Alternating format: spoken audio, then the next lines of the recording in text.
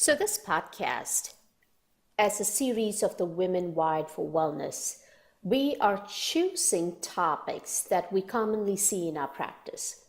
Fatigue is one of the commonest complaints people come to us with, but those who have been exposed to the holistic medical world or functional medicine come and tell us that they have adrenal fatigue and they have been supporting their adrenals, but they still don't feel well. What I'm trying to do with these podcasts is really help people understand that nothing in your body actually fatigues. When you have a stressful life, when things don't go well, your body responds in a way to protect you. For instance, your blood pressure goes high, we call it hypertension and we take medications for it.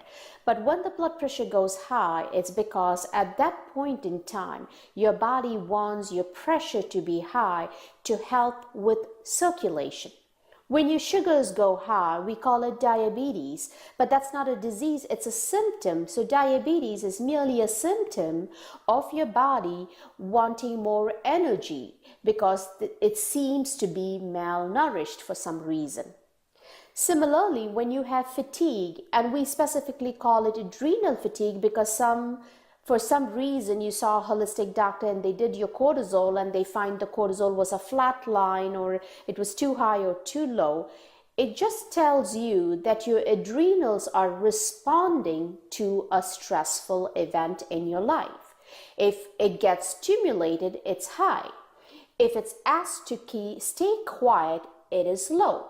Sometimes stress can make it stay quiet and therefore disrupt the signals it's supposed to receive. And instead of staying high, it actually stays low. That's when you have a lot of symptoms that make you feel sick. So what you really want to understand is the body never goes wrong. It tries to respond to what is going wrong in your life. And a lot of times just trying to address the issues within your blood work or your symptoms is never a solution. It's a patchwork, but it's not the solution. So hopefully you'll learn a lot in this podcast. And as always, if you should have any questions, please reach out to us. And don't forget to go to iTunes, download this podcast, give us a review, because that will really help us. Once again, without any further delay, here's your podcast. Is adrenal fatigue a farce or a fact? This is Dr. Chellam and Marina from Holistic and Integrative Center of Novi, our holistic icon, here for our afternoon podcast, Wednesday afternoon live podcast. And our topic today is going to be about a common, I would say, common diagnosis people come to me with. Probably it's a buzzword in the holistic and functional medical community, adrenal fatigue, and they come and tell me that they've been diagnosed with adrenal fatigue. And as a traditional doctor, this has been one of my issues, and it would have been also my resistance initially before I got trained in functional medicine to understand what adrenal fatigue is. I know about adrenal insufficiency, which means your adrenal glands actually stop working and therefore you have symptoms. But when you look in the functional medical world, one of the things about functional medicine is we try to make it simple because it's very logical for people to understand what functional medicine is. However, when we start using certain buzzwords like adrenal fatigue or what are the other things that we use in functional medicine, which probably are not technically right, but have some kind of, nothing comes to my mind. Anything to do with fatigue. Any way to diagnose fatigue and using other words. Right, or leaky gut is the other one, yeah, right? That's a big one. It's a big one. So what do all sensitivity? Yeah, food sensitivities and all of those things. So we're going to go dissect into, remember, one thing about our practice is we'd like to understand the science behind a lot of these diagnoses. So we're going to dissect into what adrenal fatigue actually means. Do the adrenal glands actually fatigue, or is there something else that's going on? So let's start off with what the adrenals are. I think we should begin there. So adrenals are actually endocrine glands which the way we depict them in diagrams is they sit above the kidneys like a triangular shape. They have two parts to it. The inner part is called medulla and the outer part is called the cortex. So the reason I get into this is many people don't understand where the adrenals are. In fact, recently when I spoke to a patient of ours, I told her, you look like you have a lot of cortisol overdrive. And she said, what is cortisol? So I'm going to start with the basics so people we want to get it in context. So let's begin by when do the adrenals become important in physiology and in pathology? What is the commonest reason we fall sick? It's usually stress, right? But stress is something so difficult to define because think about it. If you have two kids walking down and a dog comes in, one child has no fear of dogs and has a dog at home, really loves it. It's going to go down and he or she is going to go down and pet the dog. The other one is mortified when it sees a dog. Both of them have a certain degree of stress. One has eustress, the happy stress. The other one has distress. So that's why it's difficult to define what stress is. And similarly, like a roller coaster ride, right? One person will be completely enjoying putting their hands out, and the other is going to be like completely modified and is like when the ride would be over. Puking on everybody else. Right. And they're actually screaming out for help rather than out of joy. So that's why stress is something very difficult to define. But what happens is whenever there's a stressful event, the very first part that happens is your nervous system kicks in. That's the sympathetic overdrive. Like, for instance, like you're distracted, you're driving, and suddenly somebody in front of you brakes, and you're almost going to hit them. Then you veer off to the side and you avert it. What happens? Your heart is racing, and you feel like shaky for a few minutes. That is an immediate nervous system response. That's a sympathetic overdrive. So normally when you're stressed, first it's your brain subjecting you to that increased sympathetic overdrive. Now the next part, what happens is, let's say you continue to stay stressed. For instance, you get yelled by your boss for something, and now you feel your job is at stake, and he or she gives you 2 weeks to get the project completed. There is a chronic stress that gets involved. So at the time of the encounter, you have the sympathetic overdrive. The next few weeks, what happens is the delayed response for stress comes in. That is what comes from the adrenal glands. That is the cortisol. Right. Absolutely. And so what really happens when you have stress, your pupils will dilate, and because it allows more, your lens actually flattens because you start getting in more of the information. You become alert. We always talk about it. You're being chased by a tiger or a lion. And then your heart rate goes up because you're trying to increase the volume of blood. Your lungs expand. You get in more oxygen. Your kidneys will retain a lot of salt and water, increasing your blood volume, therefore getting it to flow better. Your stomach doesn't digest food very well, so you don't feel like eating most of the times. When you're acutely stressed, you really don't feel like eating, despite people telling us, I'm a stress eater. We'll get into that too, right? Yeah, and then what happens is the pancreas, which produces insulin, gets shut out, and it says, no insulin, because when does insulin come? What's the job of insulin? Is to reduce your blood sugar. Right now in stress, the body's response for all of this is making you alert and getting energy, and the immediate source of energy is glucose. And what cortisol does is it raises your glucose. So now you have glucose increase, blood volume increase, so glucose goes up, blood pressure goes up. You don't digest your food well, but then if you're one of those that goes into that habit of, I gotta eat, I'm not hungry, but I gotta eat, you're gonna gain weight. And then your insulin actually it supposedly goes down in the initial phases. Now the problem is you're stressed like this every day. What does the body do? Instead of just putting you through that, it's going to go into, let me make sure there's one more important part, is that your liver does not hold on to the glycogen, so it puts out glycogen. So 2-3 different ways why your glucose goes up. Nothing is taking it in and everything is putting it out. So what really happens is the next stage is if the adrenals are continuously told, hey, we're in a stress mode, where does that information go? First to the brain. So the brain is the hypothalamus, and it produces what is called CRH, the corticotropin releasing hormone, and it goes to the pituitary and say, hey, we need cortisol out here because we're stressed. And ACTH, the adrenocorticotropic hormone, comes down, goes to the adrenals and says, we need the cortisol. So that is a pathway when you have stress, because the brain is getting that information, we're stressed.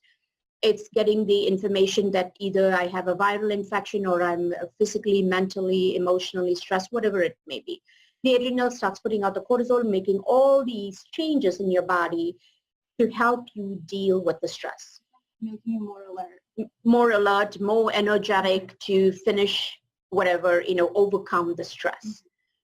Now, the problem with most of us is, can it be the adrenals are stressed not simply by an emotional problem? Could we be stressed on a day-to-day basis because of emotional and chemical issues where you're eating the wrong thing, you have a lot of inflammation, you're constantly stressed, creates more inflammation, a lot of disruption. In that instance, what really happens is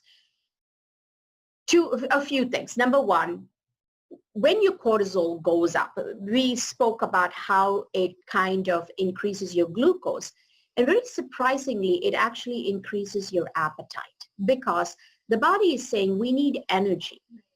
So it somehow shifts and starts increasing your appetite. You're not digesting food very well. You have a lot of glucose already floating. Now your appetite is increased. So you can see where the stress can actually increase your appetite and the reason for the stress eating. I wonder if it even promotes more like sugary food eating, like carbs. Well, I was just going to come to that. So there are two hormones that the cortex of the adrenal, the outer side, produces.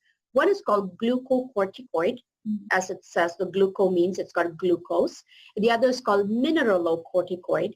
The word mineralocorticoid is it deals with your minerals. And we're talking about sodium and potassium. So every time you're stressed, you're retaining the sodium and water and getting rid of potassium. So there's a lot of salt craving that comes in. So whenever patients come to me and say, I just love chips, I want to have something crunchy and salty, I know they have a chronic underlying stress. It's for them to connect with their stress. They say, I don't feel stressed, but their life is stressful. And that's the problem with that. So you have the glucocorticoid, the mineralocorticoid. The other thing about the cortisol, it goes to the brain and it affects certain aspects of the brain. The frontal part of your brain is your personality. It's the ability for you to make decisions. And that area gets affected in such a way you're not able to make great decisions. And your personality begins to change when you're chronically stressed. You're a little more short. You're a little little kind of difficult to get along well with. And usually you're not that kind of a person. The other area is what we call the limbic system. The limbic system is the primitive system that responds to stress. It has like the amygdala and hippocampus, and really the hippocampus is connected to memory. Your memory gets affected, short-term memory. You're almost like an Alzheimer's patient now, where the short-term, you can't remember what you did a few minutes ago, you can't remember where you put your keys, you're getting annoyed because your frontal cortex is affected because of the high cortisol. So not only does your brain get affected, we spoke about the cravings. The other thing what the body does is because it's stressed and it wants glucose, it takes just about everything in your food and converts it to glucose. It's called gluconeogenesis. So it takes amino acids. When it takes away protein and amino acids, what happens? Your muscle mass goes down. So your muscles actually become softer as you kind of get chronically stressed. The other thing it does also, it starts eating into your fat. Now that would be good news for most people, but here's the problem. It eats into what is called the peripheral fat, your limbs. Your legs and your hands become thin, but your visceral fat, which is really in the abdominal organs, they get surrounded by fat they actually increase. So those of us who say, I've kind of lost weight, but I'm gaining in my abdominal girth, that's probably you're chronically stressed because the fat cells are accumulating there. Now, the problem with the fat cells accumulating there, those fat cells act like an endocrine organ. It's not simply like they're not giving you like heat, like we call it thermogenesis. That's the brown adipose tissue, which the bears have. That's why they're able to hibernate through winter. We get what is called the white adipose tissue, or WAT. And WAT acts as an endocrine gland that produces leptin. It also produces a lot of inflammatory, I would say, like chemicals, more than hormones. Maybe it's just chemicals that come out and really cause a lot of inflammation. So basically, the more of these white fat cells that you have in your midsection, it's not just, I'm gaining weight on your belly, but they're actually talking to each other and changing their hormonal balance and talking to your brain. And actually aging you very fast, right? Yeah. They actually age you. And there was another thing also, your bone formation also goes down. So not only your fat cells from the periphery go down, so you have the thin arms and legs, but the big abdominal, the body gets bigger. And then you have, of course, the muscle mass going down and your bone is going down. The immune system gets affected. So the immune system, just to simplify the whole thing, two parts of the immune system, one that protects you from infection, allergies, and everything else, and the other that protects you from the tumor cells from forming. So you'll find that the one that protects you from allergies goes up. In other words, you become hypersensitive. So you start having hives, urticaria, more allergic, like nasal congestion. You're suddenly allergic to stuff that you were not before. And the tumor cells not being able to detect those, that's a dangerous thing. That's when if you are having all this glucose floating around, then you're eating poorly, you put yourself at a risk for cancer formation. So that's the other thing that goes on. And I think pretty much the other part, very important is, though your sugar goes up, you would think the insulin will come up now because that's the cue for insulin, right? But actually there's a degree of insulin resistance that comes with cortisol being high. So in many ways, in the initial phases, though it protects you, the response of the adrenals, in their long-term trajectory, you're actually getting so much of cortisol that parts of your body are breaking down, and there are other parts that actually cause more inflammation that's growing, right? I mean, really, our adrenal glands are meant for that sort of like fight or flight situation, like running from a tiger or something, right? And not this like chronic, fast-paced, we live in New York City junk. Right. Right. I know. And that's the problem. Like when you don't realize we're not in connection with that, it can be a problem. The other thing that also happens is very important. Why do you gain weight besides the visceral fat? The cortisol actually goes and decreases the TSH. It affects the pituitary, which produces the TSH. Remember, it's the thyroid stimulating hormone. And thyroid stimulating hormone does two things. Gets the T4, which is your thyroid hormone, and the conversion from T4 to T3, which is the active thyroid. All of that gets affected. And that's why you have symptoms of hypothyroidism, but when you get your blood test done, everything is normal, right? We have high stress, high blood pressure now. We're gaining weight in our midsection. Bone density is going down. Yep. What have I missed? Digestion sucks. Yeah, digestion sucks. Thyroid's all messed up. Your immune system is messed up. Right. So now you have hypersensitivity to things you should not have. You're not breaking down your food. You're not metabolizing. Everything is going towards feeding the body more glucose because the stress is coming from outside. Now, just to go into a little more detail of why people with a lot of adrenal, so we call it adrenal dysfunction. Actually, the adrenals are functioning. They're just functioning to a dysfunctional situation. There's no like negative feedback. Yeah, I mean, it is good. Responding to an appropriate feedback. You got stress. The job of the adrenal glands is to respond to the stress. Unless you change the stress, the response from the adrenal glands are not going to change. But the problem with functional medicine or holistic medical practitioners, a lot of them will say, I got to support the adrenals. The adrenals don't need support. The stress needs the support. The stress needs to be managed the adrenals will support themselves. I would hate to say that maybe you have to give, but without managing the stress. So just seeing a doctor for that one appointment and getting your blood test done and getting diagnosed with what we call adrenal fatigue and then get put on ashwagandha and licorice root and all of that is not the right approach. That is one part of the complete approach. You really have to address the stressor. And I can tell you guys, there's not a single human being we've met that doesn't have stress. We all try to deal with it differently, but if you can find a way to manage with the stress, and every problem has a solution. Sometimes it may not be visible to you. You may need to have a coach or a mentor or somebody who you trust to help you see the situation. But unless you address that, just supporting the adrenal glands is not the solution. That's what I want to get out of this. The other thing that cortisol does, which I forgot to mention, is there's another neurotransmitter called substance P. I mean, not a great name, but it's called substance P because it's a polypeptide, it's a protein. And what happens is this substance P actually goes up and causes nausea and pain. So a lot of people will say they wake up in the morning, they're very nauseous. That means there's a lot of stress going on in their life, and they have this chronic pain, almost like a fibromyalgia kind of pain.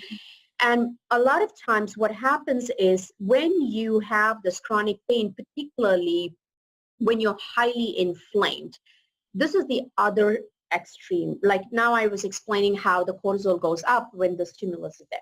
Let's say you created a lot of inflammation because you're not eating properly, you're not sleeping well, or you're eating the wrong things because your appetite is increased and you crave the sugar, you crave the salty foods. You create a lot of inflammation. The inflammatory markers like tumor necrosis factor, interleukin-6, these are all various names people know of, that actually connects to the receptor where the cortisol will come back as a negative feedback loop. So if there's a lot of cortisol, it comes back and connects to the ACTH comes and says, you know what, stop producing cortisol. That negative feedback loop gets distorted by inflammation because these inflammatory neurotransmitters connect to the adrenals. Now the ACTH, which comes from the pituitary, saying, oh, we have enough cortisol, cut it out, that connection is gone. So it's the hypothalamic pituitary axis gets disrupted by the inflammation. Yeah. So at that point, what does the adrenal do? It actually stops producing cortisol. This is when you go to a functional medical doctor, you say, you know, I wake up in the morning, I'm so fatigued. I don't feel like exercising. When I exercise, I hurt a lot. In fact, I feel really dizzy. My blood pressure is all over the place. It's high and low. That's the point at which you get diagnosed with adrenal fatigue. Because when you do your cortisol test, your cortisol is a flat line or very low in the morning. It doesn't mean your adrenals have fatigued. It just means the adrenals are getting a signal not to produce any more cortisol. But the signal is actually dampened by the inflammation, right? Because they are taking the place of where the ACTH, which comes from the pituitary, would connect. Now the adrenals don't put out cortisol. It's not like our goal should not be to force it to produce cortisol.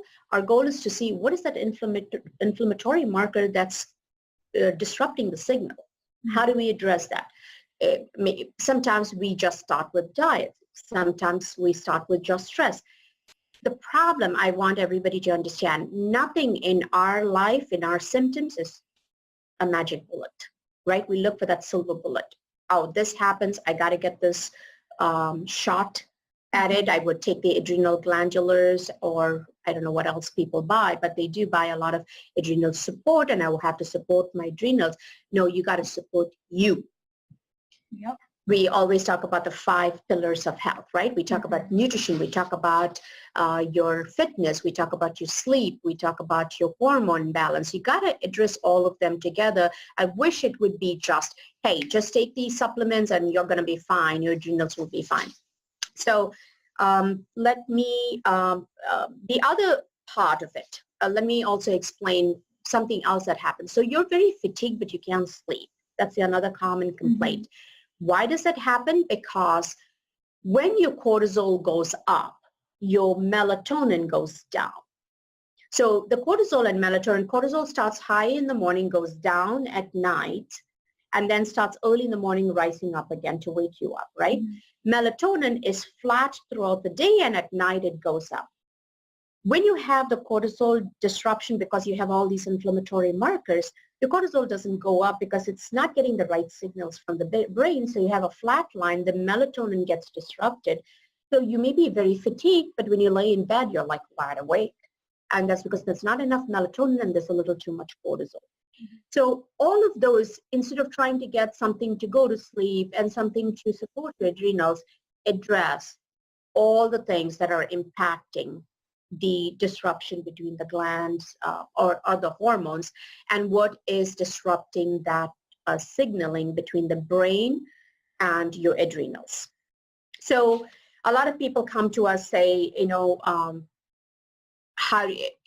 again, this is a very big controversy. How do I diagnose somebody with adrenal fatigue? Mm-hmm. And do we do a blood test? Do we do a saliva test? Do we do urinary test? It all depends on which practitioner you talk to. If you look at a traditional medical practitioner, they will not even identify adrenal fatigue. You're fatigued. If your basic CBC and comprehensive metabolic profile, which is basically your liver test and sodium and potassium is normal, you don't have a problem, but you're still fatigued. Ideally, I would say if you really want to be diagnosed with the true cause of fatigue, you should see an integrative doctor or a functional medical doctor, because that's what they're trained in. I always tell this to people. Functional medical doctors and integrative doctors have specialized training. They should be considered as consultants. Just like I always say, you go to a cardiologist for your heart issues, or your orthopedist, or your gastroenterologist or immunologist for your specific condition when it gets too severe. Similarly, you go to an integrative doctor when you want a different approach to a diagnosis. Mm-hmm. What we do in our practice is we do salivary cortisol. I'm not saying that's the best, but I find it gives me most of the answers. I have done actually blood and saliva in the past, and they do correlate very well. But remember, blood is not so great because the cortisol is usually bound to a protein, and it just goes and works where it has to work. So you may not get an accurate reading, so we do salivary cortisol. A lot of insurances cover salivary cortisol, depending on which lab you send it to. And then we do sometimes urine 24-hour cortisol metabolites, trying to make sure, and I think it's more relevant when we are trying to get people better and see, hey, is your adrenal, are they recovering? That means have we reduced your inflammation, and is your adrenal gland actually picking up? Now, a quick way for you to see whether you have adrenal fatigue is you could do this at home. Stand in a really absolutely dark room. When you are in a dark room, your pupils will dilate because remember, it lets more light in and your lens will flatten. Then shine a flashlight. You've got to stand next to a mirror for this. Your pupils should constrict immediately when and they should stay constricted as long as you're shining the light. Mm-hmm. If you find that the pupils start dancing, dilating, constricting, you have an adrenal problem. The other is a little more advanced would be blood pressure. Your blood pressure sitting and standing keeps going. Yeah, if it goes slow when you're standing, you may be having and you're well hydrated, you may have an imbalance of the mineralocorticoid.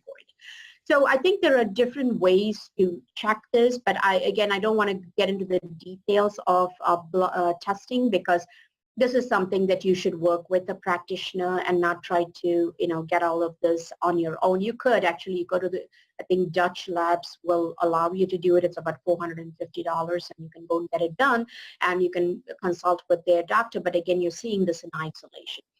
The adrenals are a part of your body. They are a part of your life.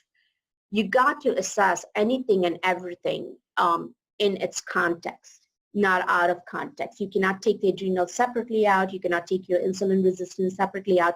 We just educate you, but every time I hope by bringing in how you have to interweave it with your life, because unless, like I said, your adrenals have been destroyed because you've been using chronically steroids, like you've been an asthmatic as a child, or you had colitis, or you have lots of arthritis and you've been taking prednisone for a long time, the adrenals have to get destroyed or stop working for some reason, that's when you have adrenal insufficiency. That's a serious medical condition that needs to be treated with a replacement. But most of the times what we all struggle with is poor signaling of the adrenal gland, which leads to an hypothalamic pituitary adrenal axis dysregulation. It's a dysregulated because of a physiological response, not a pathology. Mm-hmm. It's a physiological response to a pathological state. I always say the dysfunction is the life. The function of the adrenals is appropriate for your life. And so really addressing it in a very systematic way, like we always do, is how it should be approached. And I know people say, you know, the biggest challenge, and this is really reaching out to women, most women struggle with this issue for almost 15, 20 years. A lot of time they say, I can't afford to go for that, right? And then, but you're affording supplements on your own. You're buying these adrenal support stuff. You're spending anywhere from $100 to $300 a month in supplements, and half of it don't work after some time because that's not the solution. The solution is, how can you fix this whole inflammatory process in your body by addressing the root cause of it? Mm-hmm. And you know, in our program, we've had people who come through our program who actually quit their jobs. Sometimes they quit their relationships. Not that I say that, you know, I've said this before. That's not our intent, but people need to find out. It's like a lot of times we live in a situation because we think we don't have another option. And what I want you to understand is when somebody else who's not involved in the situation is actually looking at it, they can see an option that you're unable to see. That's what our life coach does. And she really is able to make them look at, and many of our clients have said that sitting down with Kim, in what I have spent 25 years in therapy, she got it resolved in 1 hour. It's just fascinating. It's just having the right person sit and make it look at you and actually look for a solution which you haven't been able to see because you're so close to the tree and you don't see the forest. So I think that's probably the best approach. I always say the reason we have a disease or dysfunction is a multi-pronged insult, and the way we approach it is a multi-pronged solution. So I think that's pretty much summarizes, and I know people want to know, what should I be taking, any supplements? Here's what I would say. First, always handle your stress. Depending on whether you have a increased cortisol or decreased cortisol, the treatment is different. So when you have fatigue, you really have to get your cortisol measured. Your cortisol might be high at night, but you may overall have a high cortisol. So the approach is different that way. Or when you have a flatline cortisol where the total cortisol, I think in the 4-point testing should be around 39. We've had people who are 99 and we have people who are like 20 or even 7 all over the board. And when we actually have to take it in, and we do another hormone called DHEA, which tells me if it is low, it tells me that a lot of your cholesterol is going to become cortisol and not your sex hormones, not your estradiol, testosterone, or the other, basically the sex hormone. So if everything gets bypassed, it's called pregnenolone steal, because everything gets stolen and made into cortisol because only a certain amount gets produced in the day. So I think those are the things that have a need evaluation. So here's my, it's like a public service announcement. Don't buy supplements till you have seen an integrative medical doctor or functional medical doctor or had your testing done and actually the evaluation of your stressors. And I really say, I think overall our clients, they don't need that much supplements. Yeah. And they because we know exactly what they need to do systemically. So. Yeah. And I think the other important part, and I've said this before, when you say, oh, I got my adrenal fatigue fixed, what it means to resolve, whether it be reversal of diabetes, reversal of adrenal fatigue, it means when you're off the supplements, do you still feel great? Mm-hmm. If you're off the supplements, if you say, oh, I was taking my phosphatidylserine and my licorice, but the minute I stop, I feel fatigued, so I need to take them, you haven't fixed the problem. You're like, now you're flagging a dead horse, right? Because the adrenals are saying, I'm told not to work, but you're trying to make me work. So don't this is the kind of stuff people do. They spend so much of time, decades feeling ill, money on supplements. Supplements is one tool in the solution. Always address the stressor, address the inflammation, whatever it may be, whether it be nutrition, whether it be hormonal imbalance for whatever other reasons, toxins or whatever it may be. And then in the process of addressing these, take the supplements to give you immediate symptomatic relief. But at the end of the journey, you should be off most of your supplements. So supplements is not the solution for anything. It's a tool in the solution, right? Yeah. So I know it's been a long time since we've spoken about nutrition for helping with adrenal fatigue. What do you have? Well, so one thing you can do nutritionally is actually adding leafy greens every day. So about 3 to 4 servings a day of leafy greens, which is half a cup cooked. You always want to cook your leafy greens. So they have a lot of calcium, vitamin C, B vitamins, and magnesium to help support your adrenals. Still, you do need that support as well. This is in terms of, changing around some of those lifestyle habits too that are causing the inflammation. So having leafy greens, steam them to absorb the calcium as well. Right. 3 to 4 servings a day. Magnesium and potassium is actually very important for the adrenals. Remember the mineralocorticoid, when that goes high, it's absorbing sodium, but when it takes something, it has to give something. And what it gives out, that pees out, potassium. So you need also potassium-rich foods. So a lot of the fruits and vegetables, like we always talk about, is very, very important. And hard to hear, Marina. I was pulling my chair around, huh? Sorry. Yeah. So hopefully, I think the key things, just to summarize, adrenal fatigue is a buzzword, or buzzwords, I should say. It is actually your adrenals kind of stop working because there's so much of inflammation and they're asked to stop working. So they're not necessarily failing, but they are asked to stop working.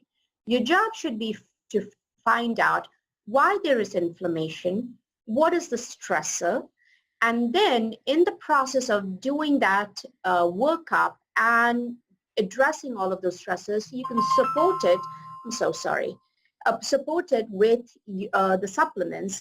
And these supplements actually at that time will just support you through the process of recovery. And after the process of recovery, the true support of adrenal glands comes when you stop the supplements and you still feel great. Did I summarize that well enough? So once again, thank you so much for all of you who joined us. And remember to support us on Nisha Chellam, MD, which is our Facebook page. And, I have to plug all these things in. And look out for our new website, holisticicon.com. I'm going to upload a lot of videos which are educational. Don't forget to download our podcast on iTunes, share it with other people. Make sure you like it and write a review. Really, nobody has written a review except for one of our colleagues. So if you would please write a review, it'll help us improve our podcast. I'm sure we can do more. I would love to have clips and other things, but unless you support us, it's very, very difficult for us to keep coming out with a lot of this, information. So that's the other thing. And if join our programs on Eventbrite. So much of free information. I don't think anybody out there who's following us can say there are not enough doctors who can actually help us. They just give us pills. We actually truly try to help. We are coming up with more educational and treatment programs which will be affordable in a group setting. So look out for those. So follow us on Eventbrite, Facebook. I will start the Twitter account. I just haven't done. Yeah, I know. I know we have to start doing that. And Instagram, I think Marina posts at least once a week. So any support that you give us, we appreciate it. And once again, thank you so much for joining us this afternoon. And the podcast will be on iTunes probably next week. Thank you. Thank you.